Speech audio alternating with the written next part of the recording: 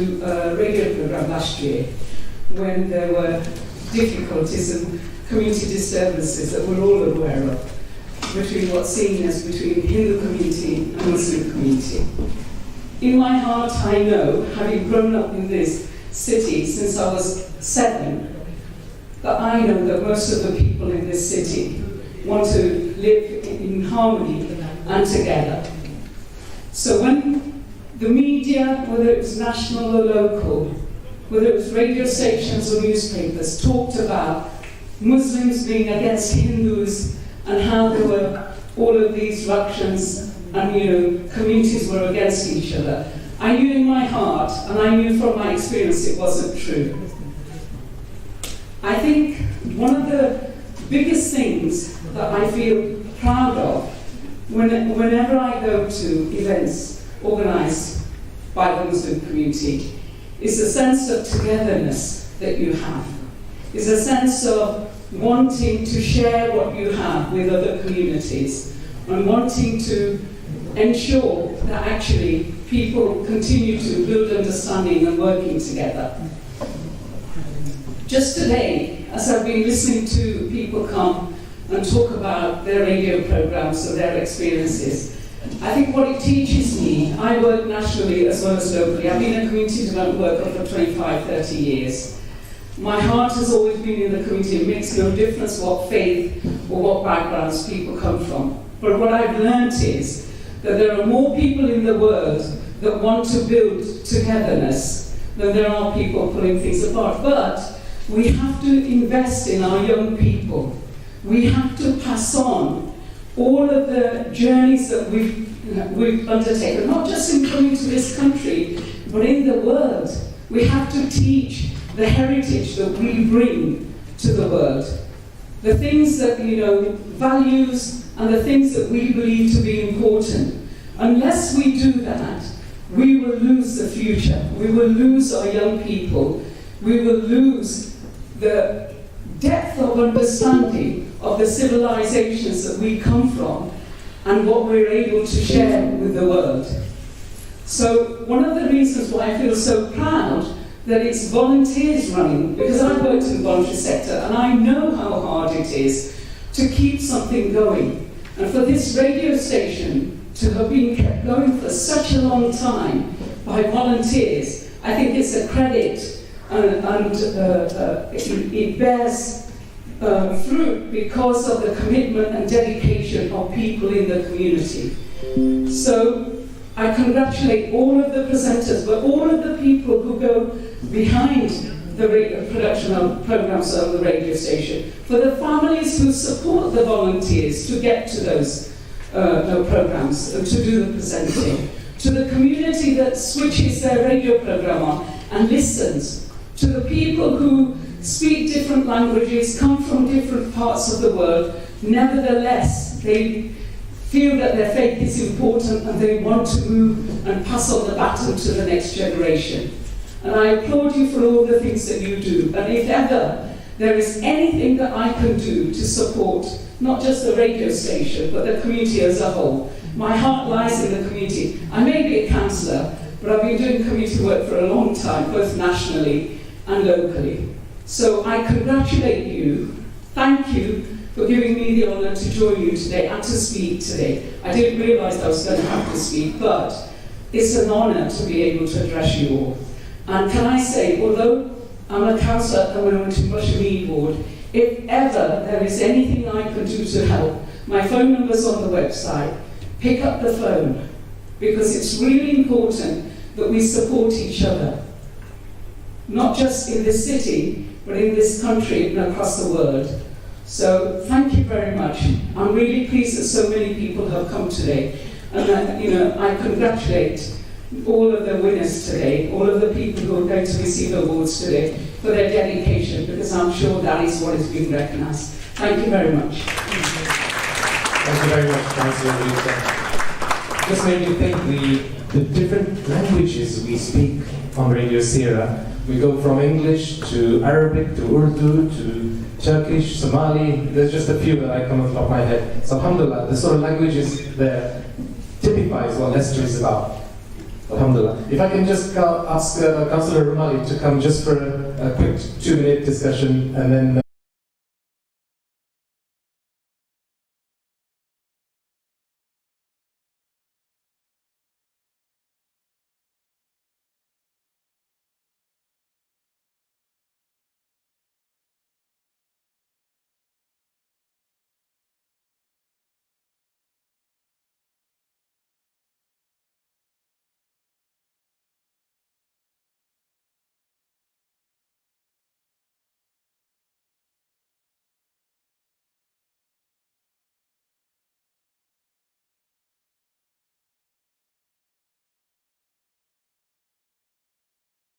There.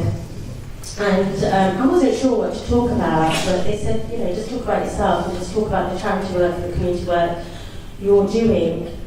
So I went on the show and I spoke about that. And one thing Brother Athab Yassin kept telling me to talk about myself. And then at the end of the show I said, why? Why did you keep asking me to talk about myself? And he said, look, you're a young woman, young Muslim woman, who's a politician in the city, and what you say matters because other women are listening, right? So you're empowering other women.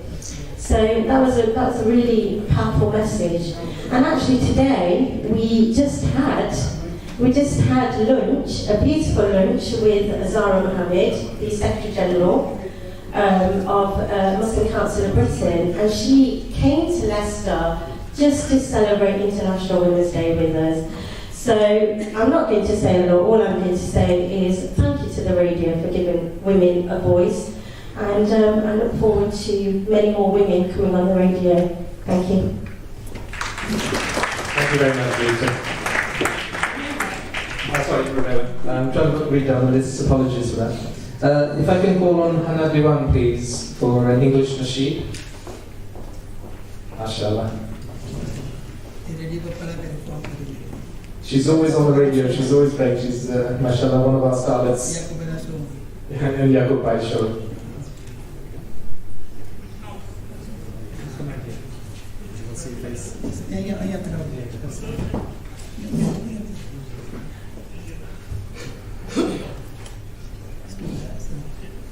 Bismillahirrahmanirrahim. Assalamu alaikum wa rahmatullahi wa barakatuh. Allah has given me a cotton candy sky, a little bit of blue, pink, purple and white. I sometimes see it grey and I sometimes feel the rain, but I'll see the colours of a cotton candy sky again. I see the red of my mother's love, the true blue of my father's hugs. I see the orange of my siblings' smile. I see the pink and the white of the love of my life, and the deep, deep green that our children breathe, and of the coolness of my eyes. Allah has given me a cotton candy sky, a little bit of blue, pink, purple and white. I sometimes see it grey and I sometimes feel the rain, but I'll see the colours of the cotton candy sky again. Whenever I am down, I look up to the sky and I see the signs from Allah Most High. Most of all, I see light and it's light upon light. Mercy from Allah, who is yours and mine. Ar-Rahman Ar-Rahim, Rabbil Alameen. Bismillah, and again I begin. Allah has given me a cotton candy sky, a little bit of blue, pink, purple and white. I sometimes see it grey and I sometimes feel the rain, but I'll see the colours of a cotton candy sky again. I see the yellow like a sunflower smile of an orphan girl that says Alhamdulillah, or a mother who lost her child, sees them waiting on a throne of gold so high, or a father who holds his stride, working hard every day and is firm in his faith, burning bright like a beautiful crimson flame. Says Allah, keep my family safe. Allah has given me a cotton candy sky, a little bit of blue, pink, purple and white. I sometimes see it grey and I sometimes feel the rain, but I see the colours of the cotton candy sky again. Of course there are times, both yours and mine, where the tears in our eyes sting and blur up the light, but these lows bring the highs of the strength I have inside to always see my cotton candy sky. Allah has given me a cotton candy sky, a little bit of blue, pink, purple and white. I sometimes see it grey and I sometimes feel the rain, but I see the colours of the cotton candy sky again. Fantastic, mashallah. Such a lovely poem and a lovely voice as well, mashallah. Okay. Just to call upon from the police force, Jang Sangha, for a talk. Is he here? Jang Sangha? No. Okay. Inspector Yaqub Ismail from Spinney Hill Station, just for a quick chat, please. Thanks. I'm sure I saw Jack hanging at the back somewhere. Good evening, Lord Mayor, ulama, councillors and everybody. Assalamu alaikum wa rahmatullahi wa barakatuh. Bismillahir Rahmanir Rahim. Can I just start off tonight by just, passing on a really huge thanks to Maulana Abdul Rahim for his dedication to community service, not just through the radio, everything he does at Masjid Fatima Zahra and the community he does there, and the support he gives me and the local team. So on behalf of Leicestershire Police and myself, a huge thank you to Maulana Abdul Rahim and Radio Seerah. Thank you very much. For those of you who don't know, my name is Yaqub Ismail. I am the police commander for East Leicester. So I'm responsible for East Leicester. And whilst I'm up here, I just want to call up a few people to come and join me at the front. So Yunus Dada, if you come up to the front, Wahid Akhtar, Adam Ahmed, if you guys come and join me to the front, please. Thank you. I'll put them on the spot now. So part of my role as a police commander, as well as providing an effective and professional police service to all the communities of East Leicester, I am responsible for three things: connecting, policing with our communities. And how we do that is in various ways. But one of the ways we do that is through the media. Say Radio Seerah, Sabras Radio, Eva Radio, and other social media platforms like Instagram, Twitter, Facebook, etc. Those are the mediums and the tools we use to connect better with our communities, to inform the communities of what we're doing to deliver on the matters that they raise with us. But the other way that we try and connect better with our communities is to have a workforce that is inclusive of all our communities, whether they be religious, non-religious or cultural. And I'm really proud to have with me officers from our Muslim community who really help build stronger relationships between Leicestershire Police and the communities. We've got Wahid Akhtar, some of you will know him, he's the PCSO for the Evington area. Daily he's out there engaging with communities, dealing with matters on behalf of the community. And then we've got Yunus Dada, who needs no introduction. He's like an ambassador for the Muslim community in policing and also for policing in the community. We see him as a leader within policing and a tactical advisor on our behalf. So when we're talking about Ramadan, when we're talking about engaging with the Muslim community, when we're talking about cultural sensitivities, it's people like Yunus Dada we go to for that advice. And Sergeant Adam Ahmed, who just spoke, we're really proud of him. First ever Somali police officer in Leicestershire Police. Now that alone is worth a round of applause. And it's not just, Adam Ahmed from the community. He's a leader in policing. He's somebody who joined us as a special constable, a volunteer, because he's passionate about giving back to the community. Then he joined and became a regular officer, responding to 999 incidents and incidents that members of the public reported to the police. He became a neighbourhood police officer where he gave back to the local community where he grew up, the St. Matthews. And today we're really proud. He has been promoted to a sergeant. He's a lead in the organisation. He's responsible for Spinney Hill and the St. Matthews. We're really proud of him. If you want to give him a round of applause. The other two things that I'm responsible for as well is satisfaction and confidence in policing. Now, satisfaction, academically we know, that comes from how somebody feels they've been treated by the police. So if you've reported an incident to the police or you've been a victim of crime, how you feel you were treated by that authority or the police is how you determine your satisfaction in that service. So on a daily basis, on a weekly basis, I have a look at the satisfaction data just to see how we perform as an organisation. And a lot of that satisfaction comes from the service we provide to victims. So I keep an eye on that. Are we updating victims of crime? But what I've done is through my offices and through the radio stations and other medias, I have tried to make myself accessible because that satisfaction number isn't at 100%. It's not even close to 100%. So what I try and look for is the gaps to understand where we haven't provided a service we said we should have for the victim, and I try and step in that space to try and resolve that. And then the last one is confidence. We know confidence in any organisation comes from perceptions. Now I know policing has been in the national media with events that have happened in London and elsewhere, and that has affected confidence in policing. So to increase confidence in policing, there's lots of things we do.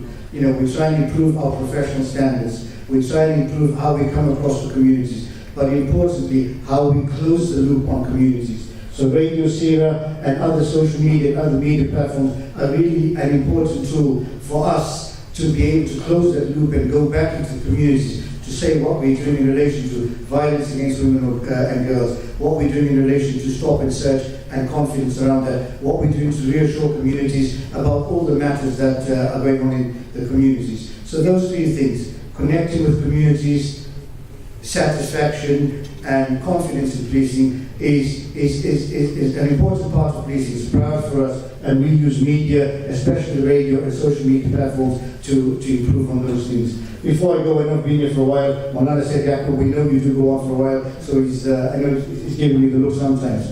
Lastly, I just wanted to congratulate every single person that's been awarded tonight. But you know, there's lots of people that we want to congratulate that may not be awarded tonight. Those are the volunteers, those are the people behind the scenes that are driving Radio Seerah, who give up, you know, much of the time. We've got Hassan Bhai, we've got Musa Bhai, we've got Ahmad Kasu, you know, we've got lots of people in the community who do so much. We got Jensi there who does so much for the homeless community. These are the volunteers and people out in the communities who may not be awarded tonight, but we recognize them and we value all the work you do. Thank you, and thank you for having me tonight. That's an honor.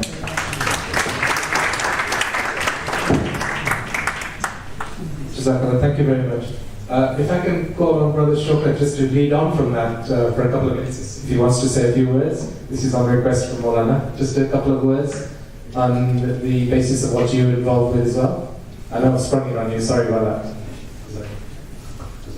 Assalamu alaikum wa rahmatullahi wa barakatuh. You know, as a child, I grew up watching cop shows. There's always a good cop and a bad cop. I'll let you decide which of us fits into that crowd, yeah? So, Bismillahirrahmanirrahim. Jazakallah khair, Maulana, for allowing me to say a few words, all those impromptu. I think the media, in particular radio, has a vital role for any community it serves. It's in fact an extremely unique platform. And one of the things as a community, and I particularly feel this as a Muslim community, we're lacking is our storytelling. We as Muslims, we as Asians, we as our community have amazing stories to tell. We have luminaries, we have histories, and I think reading Maulana's literature, this radio show was inspired by negativity of Prophet ﷺ, so he decided to take a proactive step and tell the true story of Prophet ﷺ. And this is the factor that the Muslim community and our community and many of the ethnic minorities do not have storytellers. I recall, I don't know if Maulana remembers, maybe close to a decade ago, I was asked to come on his show to speak about my chosen profession, which is optometry. Now let me tell you, I studied science at school, I studied science at college, I did optometry degree at university, and I've been practicing for over 2 decades. But I had never heard of Ibn Haytham. Ibn Haytham is the father of optics. It is through him that we're using pinhole cameras, our mobile phones, and he devised all this 1,000 years ago, languishing in an Iraqi prison. So there are many stories historically, there are many stories contemporary that we have to tell, and one another radio has a unique part in this. I was just reading the other day there are close to 500 million listeners of radio podcasts around the world. So if we were to create our stories in Leicester, not only our historical luminaries, but our modern luminaries, then our Leicestershire and Rutland is just a short space. We've got the whole world we can tell our stories to. The second factor is, I think, following on from Councillor Rita, there's a lot of issues that affect our communities. And maybe for a discussion for another day, the platform maybe is not appropriate in the mosque to discuss these things. There's crime, night crime, gambling, lots of issues that are affecting our community. And the radio is a unique place to address these social ills within the conformity of Ofcom, to bring communities together, discuss these issues and resolve these issues. And finally, what is very, very important, and I'd just like to end on this, that despite making up 6% of the UK population as Muslims, I think the latest research showed that only 0.4% work in the media. So going back to the first and the second point, if we do not have anybody within our community telling our stories, nobody else will. And therefore, radio stations like this, we must encourage our youth. We have enough doctors, we have enough engineers, we have enough dentists. If we can get more journalists to tell our stories, then inshallah we'll be living in a more balanced world and much fairer society. And I think Radio Seerah plays a great part